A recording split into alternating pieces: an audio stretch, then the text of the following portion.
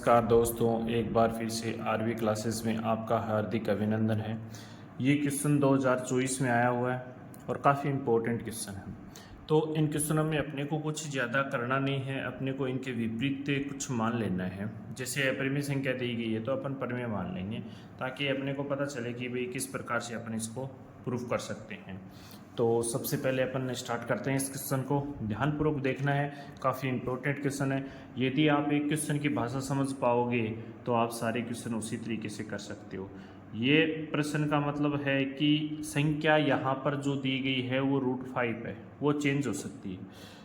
और इसकी जगह कौन कौन सी संख्याएँ आ सकती हैं, जिसमें अपने को पीछे के प्रश्न पूछे गए हैं उसमें √7 आ सकता है, √2 आ सकता है, √6 आ सकता है, √5 है ही, फिर अपने पास √3 आ सकता है और अपने पास √11 आ सकता है। इस प्रकार से काफ़ी संख्याएं आएंगी, उन सब की लैंग्वेज सेम रहेंगी। यदि सिंगल रूट में कोई वैल्यू रहेगी तो इस प्रकार से आपको हल करना है। तो इसकी एक की लैंग्वेज आप अच्छे से तैयार कर लो, सेम रहेगी, सिर्फ संख्या की जगह चेंज करना है, बस इतना सा ही फर्क है। तो सबसे पहले अपन ने ये कहा कि जो अप्रमेय दी गई है उसको प्रमेय के रूप में मान लें। तो अपन लिख देंगे माना कि √5 एक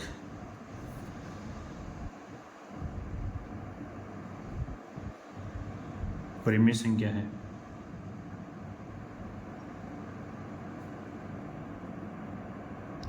अब यहां मानने के बाद अपने को क्या करना है कि प्रमेय संख्या की अपने को परिभाषा पता है, तो अपन क्या करेंगे, उस प्रमेय संख्या की जो परिभाषा उसको लिख देंगे।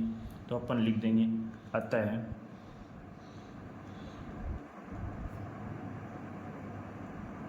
हम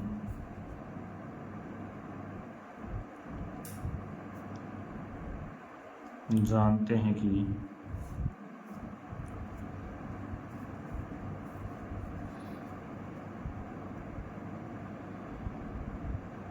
ऐसे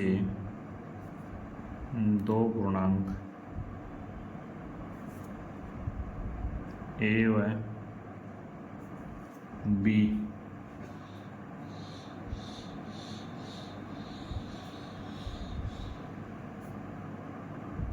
प्राप्त कर सकते हैं, जिसमें या जहां बी नॉट इक्वल टू 0, क्योंकि अपन जानते हैं कि P/Q के रूप में लिख सकते हैं इसको, क्योंकि वो होती है प्रमेय संख्या। और Q का मान क्या P/Q के रूप में लिख सकते हो प्रमेय संख्या हो। तो उसी प्रकार अपन ने A और B मान लिया, और B को क्या नहीं क्या नहीं होना चाहिए, अपने पास 0 नहीं होना चाहिए। तो अपन इसको प्रमेय संख्या के रूप में लिखेंगे। तो अपन लिखेंगे √5 बराबर A/B, B not equal to 0। ये हो गया। आप P और Q भी ले सकते हो, ठीक है, लेकिन हर का मान है वो 0 नहीं होना चाहिए। यदि ये 0 हो गया तो इसका कोई मतलब नहीं रहेगा। तो ये प्रमेय संख्या की डेफिनेशन होती है। अब अपन क्या करेंगे, इसमें A और B है ना, उसमें अपन उभयनिष्ठ ले लेंगे, सहभाज्य संख्या हो जाएंगी यहाँ पर A और B। तो अब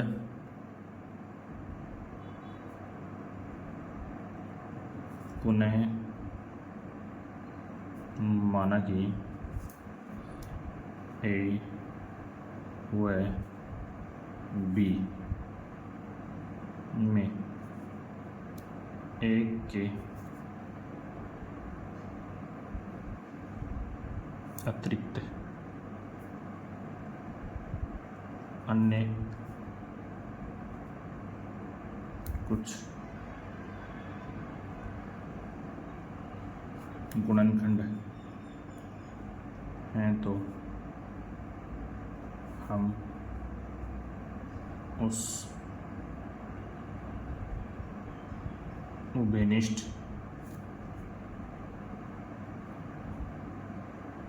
गुणनखंड क्या था अपना, A और B था, तो से A व B को विभाजित करके तो अपन विभाजित करेंगे तो अपन इसको ये लिख सकते हैं ना कि √5 बराबर a/b। अब अपने a और b को सहभाज्य मान लेंगे तो अपन यहाँ पर लिख देंगे, प्राप्त कर सकते हैं, विभाजित कर प्राप्त कर सकते हैं, जहाँ a व b। सहभाज्य का मतलब जानते होगे क्या होता है? सहभाज्य का मतलब होता है एक के अलावा कोई भी उसमें विनिष्ट नहीं हो, तो सहभाज्य। तो इतनी बात आप लिख लोगे।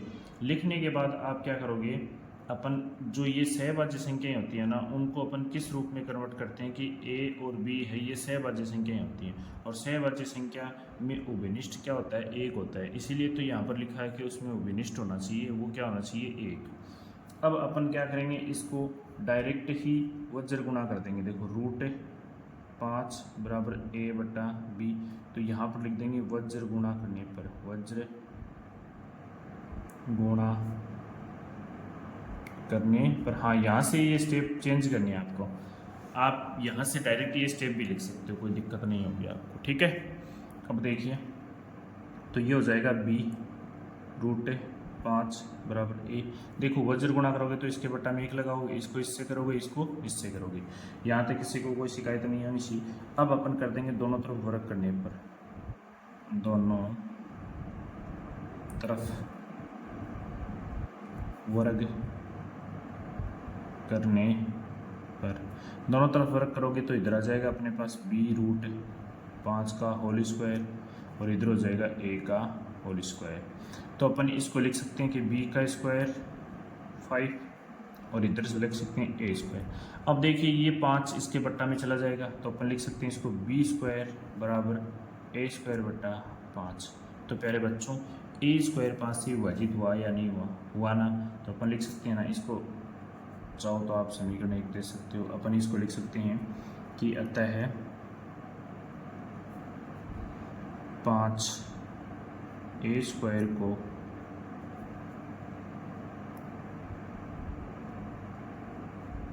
विभाजित करता है। अपन a² को विभाजित कर देंगे किससे? 5 से।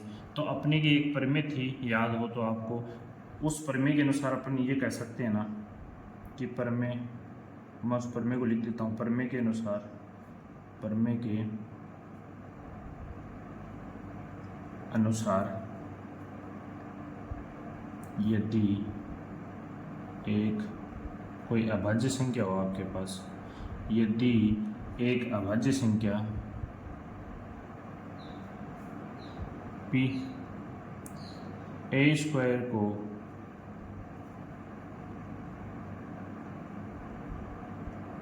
विभाजित करती है। देखिए a² तो ये है, p की जगह क्या आ जाएगा? 5। तो a² को विभाजित करती है तो p a को भी विभाजित करती है या करेगी, जहाँ a एक धनात्मक पूर्णांक है। अपन ये लिख सकते हैं। अब देखो प्यारे बच्चों, इससे अपन क्या कह सकते हैं? इससे अपन कह सकते हैं कि 5 भी a को भी विभाजित करता है,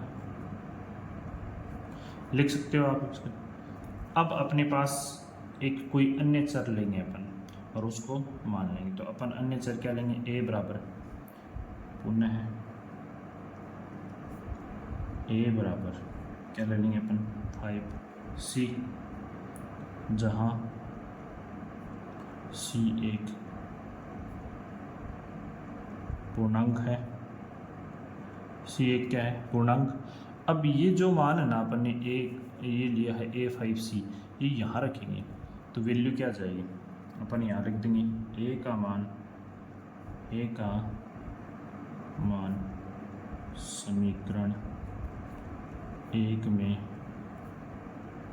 रखने पर जैसे ही यहाँ रखेंगे तो अपने पास क्या आ जाएगा, 5b² पहले से था, ए की जगह रख रहे हैं अपन 5c, लेकिन इसका स्क्वायर हो रहा है तो अपन ये कर देंगे 5c का होल स्क्वायर, तो ये हो जाएगा 25c² और इधर है 5b², ये इससे कट गया तो इधर बचा 5c² और इधर बचा b²। अब देखिए इसका भाग लग सकता है तो मैं लिख सकता हूँ ना c² b² बट्टा 5। तो जैसे यहाँ पर भाग लगा था a² में 5 का, तो वैसे ही b² में किसका भाग लग रहा है, 5 का। तो अपन क्या कर सकते हैं, इसको लिख सकते हैं ना, ये कि यहाँ से लिख देंगे कि 5 b² को विभाजित करता है तब 5b को भी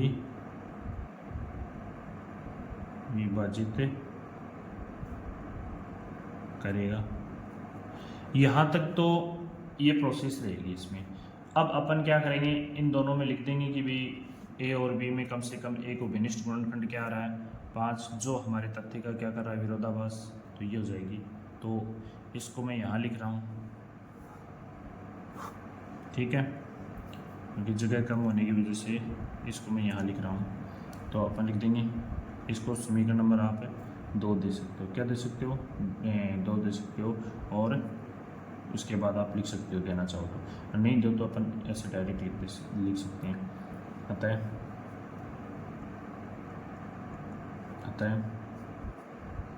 ए और बी में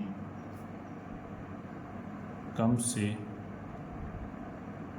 कम एक उभयनिष्ठ, कम से कम एक उभयनिष्ठ गुणनखंड, देखो दोनों में आ रहा है 5 5 5 है, आ रहा है ना, परंतु हमारी कल्पना क्या थी, अपन ने यहाँ पर सहभाज्य नाम लिखा था ना, देखो सहभाज्य, तो सहभाज्य का मतलब क्या होता है, सहभाज्य का मतलब होता है कि दोनों में कम से कम उभयनिष्ठ गुणनखंड एक ही हो, लेकिन यहाँ पर क्या आ रहा है, 5 आ रहा है, एक के अलावा आ रहा है ना, तो अपन कह सकते हैं कि ये अपना विरोध हो रहा है। तो परंतु ये है इस तथ्य का विरोधाभासी है। अब विरोध प्रकट हो गया तो अपन क्या कह सकते हैं कि ए और बी अविभाज्य, तो अपन ये कह सकते हैं कि अन्य कोई अतिरिक्त गुणनखंड है। तो हमारी जो कल्पना है वो क्या है, त्रुटिपूर्ण, तो अपन लिख सकते हैं हमारी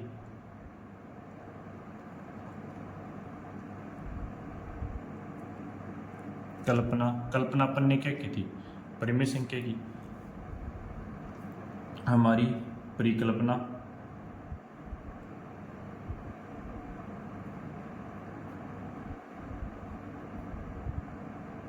की रूट 5 एक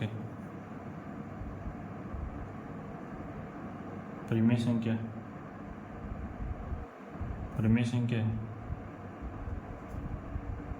जो गलत है,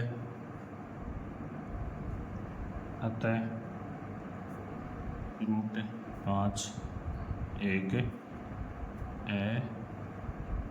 अपरिमेय संख्या है, अपरिमेय संख्या है। तो आशा करता हूँ तो इस प्रकार से आपको इस क्वेश्चन को लिखना है, अच्छे से इसकी लैंग्वेज याद करनी है, तो इसे आप नोट डाउन कीजिए। देखिए इस क्वेश्चन में अपने को ज़्यादा कुछ नहीं करना है, पीछे वाले क्वेश्चन में तो अपने पास रूट 5 था, इस क्वेश्चन में देखिए 3 प्लस रूट 5 एक अप्रिमेय संख्या है। तो अपने को सबसे पहले ए को हटा के प्रमेय ले लेना है। तो अपन सबसे पहले हल में लिखेंगे, हल माना कि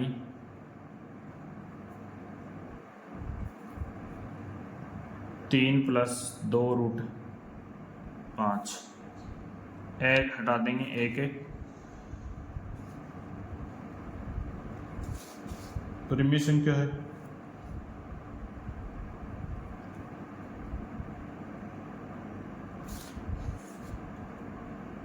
अब परिमेय संख्या की अपने को डेफिनेशन पता है, तो अपन डायरेक्ट लिख देंगे इसको 3 प्लस 2 रूट 5।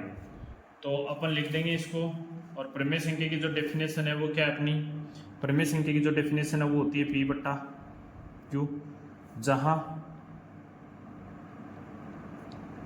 P व Q पूर्णांक संख्या है,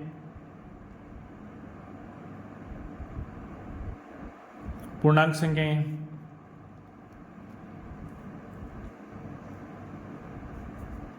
Q नॉट इक्वल टू 0, ये हो गई। अब अपने को क्या करना है, सिर्फ इधर ये रूट वाली वैल्यू है ना, इसको छोड़ना है। बाकी अपने को पक्षांतरण करके या भाग में देके कैसे भी करके उन संख्या को उधर करना है। तो जिस प्रकार से अपन उसको वैलिड रूप से कर सकते हैं। तो इधर ये 3 है तो उधर चला जाएगा, तो इधर क्या बचा, रूट 5, उधर बचा P Q -3। अब इनका एलसीएम ले लेंगे, इसके बट्टा में 1 लगा देंगे। तो एलसीएम क्या आ गया, Q, इधर आ गया P -3Q, इधर क्या बचा 2 रूट 5। अब अपने को सिर्फ 5 चाहिए, उधर भेजेंगे तो ये कहाँ चला जाएगा, बट्टा में, क्योंकि गुणा में है। तो अपने पास आ जाएगा रूट 5, तो ये आ जाएगा P -3Q बट्टा 2Q, क्योंकि ये भाग में आ जाएगा। अब देखिए प्यारे बच्चों, अपने पास रूट 5 आ रहा है, इधर रूट 5 आ रहा है, और इधर P -3Q 2Q है। तो ये जो P Q और ये 2 और ये 3, ये सारे के सारे क्या पूर्णांक है। तो अपन लिख सकते हैं, अतः P, Q, 3, और 2 कैसी संख्या हैं, पूर्णांक संख्या हैं। और आप जानते हो कि पूर्णांक का पूर्णांक में घटाव या बाकी जोड़ हो या अपने पास भाग लगे तो वो एक पूर्णांक संख्या होती है। तो अतः हम लिख सकते हैं अब P -3Q बट्टा 2Q एक परिमेय संख्या है। अब एक बात बताओ कि जब एक पक्ष, देखो ये दोनों पक्ष बराबर हैं, इक्वल का साइन का मतलब ये कहता है कि ये रूट 5 है, इसकी वैल्यू इसके क्या है, बराबर है। तो ये यदि परिमेय है तो ये भी क्या होगी, अपनी परिमेय होगी ना। तो अपन कह सकते हैं ना, है, इसलिए रूट 5 एक परिमेय संख्या है, एक परिमेय संख्या है। और ये परिमेय संख्या हो गई, तो अपनी जो कल्पना थी वो परिमेय, और ये अपने को दिया गया है अप्रमेय। तो ये एक दूसरे का विरोध प्रकट कर रही है, क्योंकि अपन जानते हैं कि रूट 5 स्वयं एक अप्रमेय संख्या है, जो अपन ने काफ़ी बार पढ़ी है। तो अपन ये कह सकते हैं ना कि ये है विरोधाभास है, ये है विरोधाभास है तथ्य का कि रूट 5 एक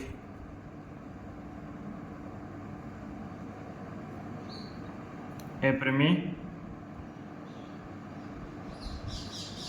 संख्या है, अप्रमेय संख्या है। यह है विरोधाभास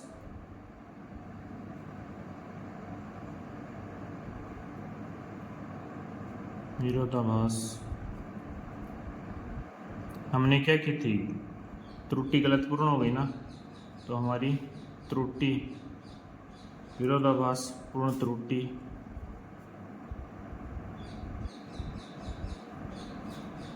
त्रुटिपूर्ण कल्पना के कारण उत्पन्न हुआ है। अतः 3 + 2√5, 3 + 2√5 क्या हो जाएगी? एक परिमेय संख्या है। तो आशा करता हूँ ये क्वेश्चन भी आपको अच्छे से समझ में आया हो। देखो इसमें वर्ग वगैरह नहीं करना आप लोगों को, जैसे पिछले क्वेश्चन में किया था। क्यों? क्योंकि अपने पास ऑलरेडी पहले से ही ये पूर्णांक जो संख्याएं हैं वो आ जाएंगी, और अपने को पता है पूर्णांक का पूर्णांक में भाग या घटाव करोगे तो अपने पास पूर्णांक संख्या आएगी। ऐसे लिख सकते हो आप, पूर्णांक माइनस पूर्णांक बट्टा पूर्णांक यदि है आपके पास, तो अपन क्या कर सकते हैं, वो एक कैसी संख्या होती है? वो होती है एक परिमेय संख्या। कैसी संख्या? परिमेय। याद रखना आप, क्योंकि देखिए परिमेय संख्या यही तो है, पूर्णांक का पूर्णांक में भाग लग रहा है। तो आशा करता हूँ कि ये क्वेश्चन आपको अच्छे से समझ में आया होगा, तो इसे अच्छे से नोट कीजिए। बढ़ते हैं अगले क्वेश्चन की ओर। देखिए इस क्वेश्चन में सिद्ध कीजिए कि निम्न संख्याओं अपरिमेय है। तो इसमें जो संख्या लेंगे अपन, वो पहले क्वेश्चन की संख्या होगी अपनी 1/√2। तो सबसे पहले अपन अपरिमेय की जगह क्या मान लेंगे? परिमेय। तो हल लिख देंगे। हल माना कि जो संख्या वो लिखेंगे 1/√2। क्या है? एक परिमेय संख्या। अपरिमेय हटा देंगे, परिमेय संख्या।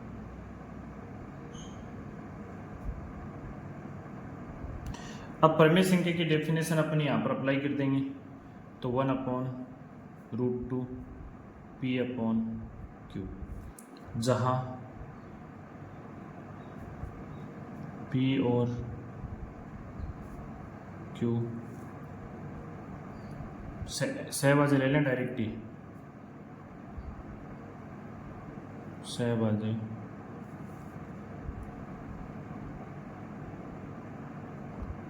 संख्याएं हैं। यहाँ तक आपको समझ में आया होगा।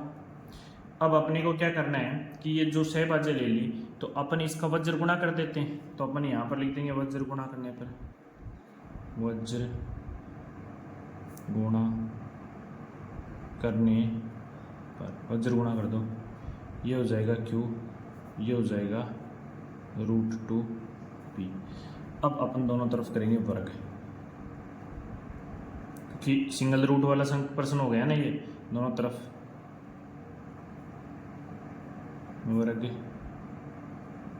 करने पर वर्ग कर दो।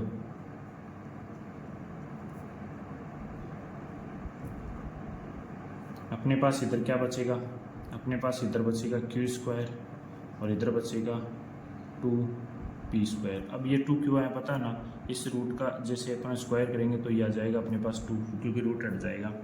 इसको समीकरण नंबर क्या दे देंगे? 1। अपन लिख सकते हैं ना कि P² बराबर Q²/2। अतः Q² किससे विभाजित है? 2 से। अतः Q² 2 से विभाजित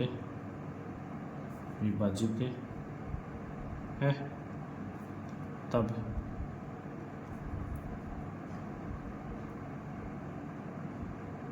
परिमेय के अनुसार। अब आप परिमेय जानते हो कि कौन सी परिमेय है? परिमेय के अनुसार। अब इसमें परिमेय के अनुसार अपन लिख देंगे यदि एक अभाज्य संख्या, मैं परिमेय लिख रहा हूँ, ठीक है, एक अभाज्य संख्या P A² को, यहाँ पर जैसे अपन Q² नहीं है क्या, तो Q² को किससे विभाजित कर रही है? 2 से कर रहे हैं ना, तो Q² को विभाजित करती है। तो जैसे आप ये जो अभाज्य संख्या है ना, उसमें आप यहाँ पर अपन ने पी और क्यू लिया है, तो आप वहाँ पर क्या ले सकते हो, ए ले सकते हो, तो इसे विभाजित हो जाएगी। लेकिन अपने पास कोई अभाज्य संख्या है, ठीक है, उसमें क्यू स्क्वायर को विभाजित करती है, तो यहाँ पर अपन क्योंकि ये सेम हो जाएगा तो अपन इसको ए ले लेंगे, ठीक है, को क्यू स्क्वायर से विभाजित करती है। तो पी ये ए किसको विभाजित कर देगी, क्यू को विभाजित करेगी। और आप यदि वो प्रमेय लिखना चाहो ना, तो वो प्रमेय भी लिख सकते हो, क्योंकि प्रमेय में अपना डायरेक्ट वो प्रमेय लिख देंगे, पी लिख देंगे, और ये यहाँ पर अपने को क्या है, उस प्रमेय में क्या बताया गया था, ए स्क्वायर बताया गया था, तो वो लिख सकते हैं अपन, कोई दिक्कत नहीं है, ठीक है। तो आप इसको लिख सकते हो, ठीक है, ये आ जाएगा पी, यहाँ पर क्यू स्क्वायर को विभाजित करेगी, जहाँ जहाँ 5 ये जो है ना ए एक धनात्मक पूर्णांक है। अब आप जो ये इतनी लाइन लिखी है ना मैंने, इतनी, इस लाइन की जगह क्या लिख सकते हो आप लिख सकते हो प्रमेय जो अपनी दी गई है उसके अनुसार, प्रमेय के अनुसार। तो इसको स्किप भी कर सकते हो आप, क्योंकि आपको ये पता होना चाहिए, और यदि आप अच्छा से लिखो तो आपको ये ज्ञात होना चाहिए, क्योंकि ये लिखने से आपको बहुत बड़ा फायदा होने वाला है, ठीक है। अब अपन इसको डायरेक्ट उसी के रूप में लिख देंगे। तो अपने पास क्या लिखना है, अब एक लिख देंगे, आता है क्यू भी 2 से विभाजित है, 2 से विभाजित है। अब अपने पास क्या जाएगा, इसमें कोई अन्य मान मान लें अपन, Q बराबर 2R, जहाँ R क्या है, पूर्णांक है, Q का मान समीकरण 1 में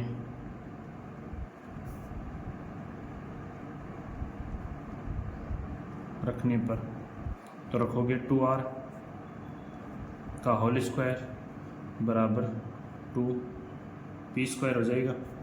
अब देखो ये हो जाएगा 4R स्क्वायर, और ये हो जाएगा 2P स्क्वायर, इससे कट गया, तो 2R स्क्वायर बराबर P स्क्वायर। अब P स्क्वायर भी किससे विभाजित हो जाएगा, तो R स्क्वायर बराबर P स्क्वायर बट्टा 2। तो अपन लिख सकते हैं ना कि P स्क्वायर 2 से विभाजित है, तब P भी 2 से विभाजित होगा। डायरेक्ट लिख दोगे, जिसमें मैंने ये लिखा है ना, तो इसको स्किप करके आप ये लिख सकते हो, तो आप डायरेक्ट लिख सकते हो, कोई दिक्कत नहीं है, ठीक है। अतः P व Q में कम से कम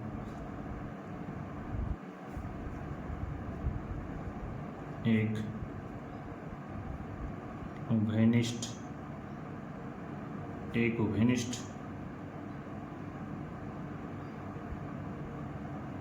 उभयनिष्ठ गुणनखंड 2 है, 2 का ही तो भाग लग रहा है, ये है विरोधाभास है तथ्य का कि P व Q का केवल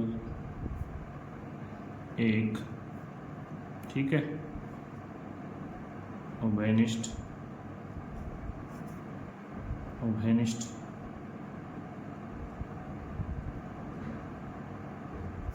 गुणनखंड एक है। ये है विरोधाभास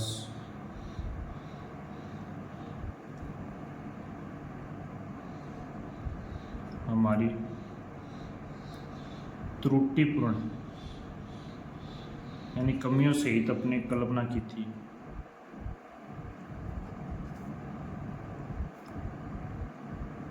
कारण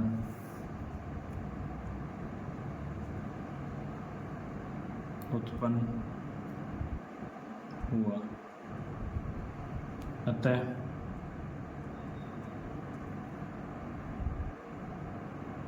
एक बटा रूट दो एक अपरिमेय संख्या है। इस प्रकार से आपको इसका हल करना है। तो इसको आप स्किप कर सकते हो, यहाँ से आप डायरेक्ट ये लाइन लिख सकते हो और इसको ये कर सकते हो, सेम रहेगा ये प्रश्न जो पहला प्रश्न किया था ना वैसा को वैसा। इस क्वेश्चन में भी अपने को सिद्ध करना है कि 7√5 एक परिमेय संख्या है। तो अपन क्या करेंगे, सबसे पहले मान लेंगे जो दिया गया उसको, ये ज़्यादा हार्ड नहीं है। माना कि क्या माना है अपन ने, 7√5 एक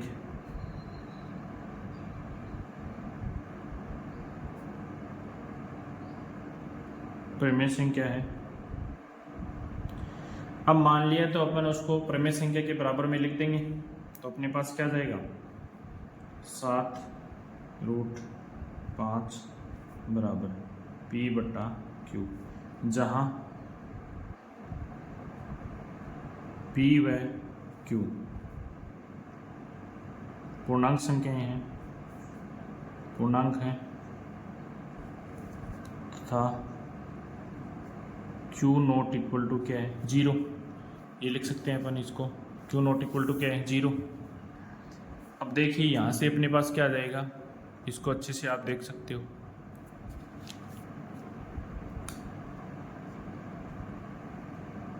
सही दिख रहा है, थोड़ा सा ध्यान से देखो। देखो आगे इसमें, आगे इसको अपन 7 का भाग दे देंगे तो अपने पास आ जाएगा √5, यह आ जाएगा P/7Q। अब देखो प्यारे बच्चों, ये पूर्णांक का पूर्णांक में क्या लग गया, भाग नहीं लग गया क्या, पूर्णांक बट्टा पूर्णांक क्या होता है अपने पास, परिमेय। तो इससे अपन क्या बोल सकते हैं, ये जो स्टेटमेंट है इससे अपन क्या बोल सकते हैं, कह सकते हैं ना कि ये इसके परिमेय संख्या के बराबर है। तो अपन कह सकते हैं P, Q और 7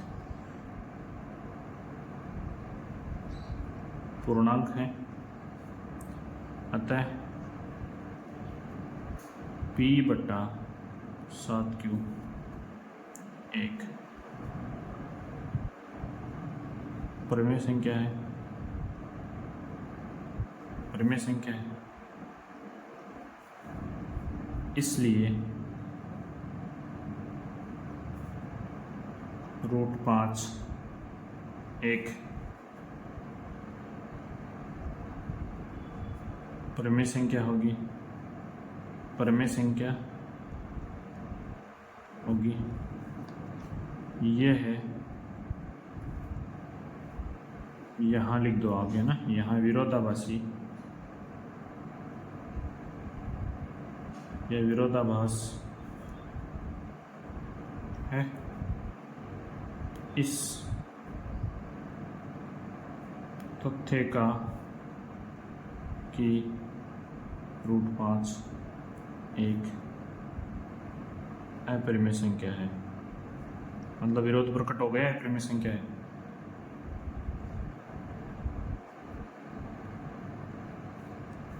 अतः यह है विरोधाभास किसकी वजह से हुआ, हमारी त्रुटिपूर्ण लिख देना, ठीक है, त्रुटिपूर्ण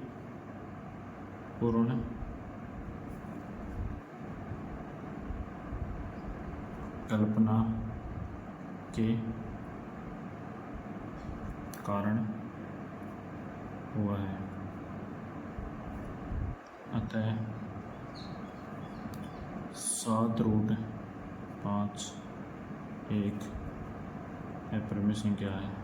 हो गया प्रूफ? अपरिमेय संख्या है। तो इस प्रकार से इसे नोट कीजिए आप। देखिए अगला प्रश्न। देखिए ये क्वेश्चन भी सेम उसी तरीके से होगा। तो अपन सब सिद्ध करना अपने को। तो सबसे पहले मान लेंगे हल में, माना कि 6 + √2 एक परिमेय संख्या है। ये परिमेय संख्या हो गई।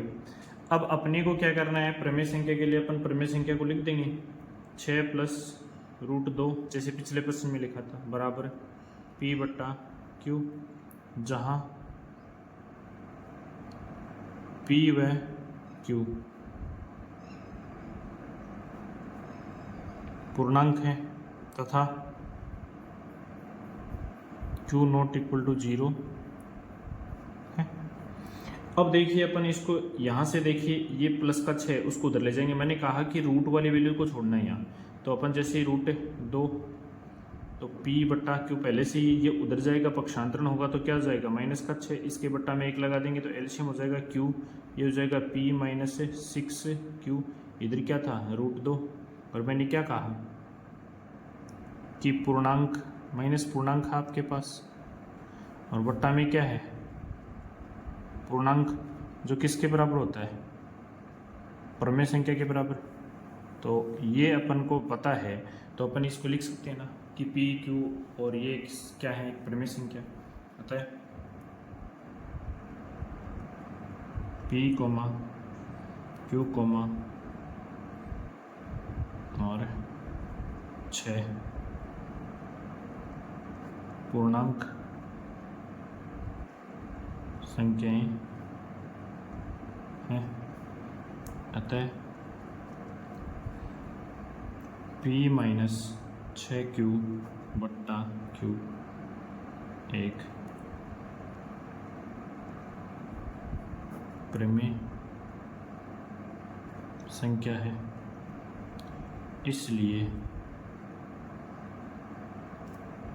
इसलिए इधर अपने पास क्या बचा था, √2 बचा ना, इसलिए √2 एक, इसलिए √2 एक परिमेय संख्या है।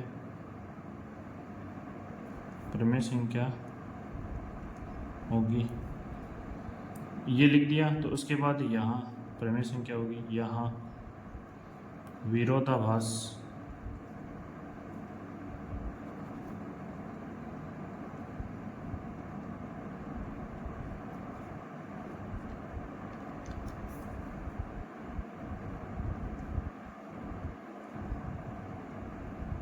इस तथ्य का कि √2 एक अपरिमेय संख्या है। अतः यह विरोधाभास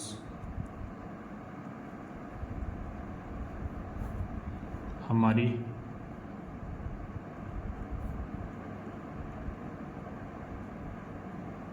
त्रुटिपूर्ण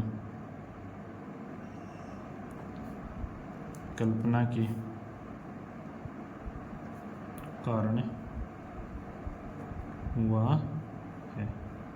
अतः संख्या क्या थी, 6 + √2 एक अपरिमेय संख्या है, एक अपरिमेय संख्या है। तो इसी के साथ ये क्वेश्चन होता है आपका समाप्त। तो आशा करता हूँ कि ये प्रश्नावली आपको अच्छे से समझ में आई होगी। आई होप यदि ये प्रश्नावली आपको अच्छे से समझ में आई है तो वीडियो को आप ज़्यादा से ज़्यादा शेयर कीजिए और लाइक कीजिए और अपने दोस्तों तक के पहुँचाइए। जय हिंद, जय भारत।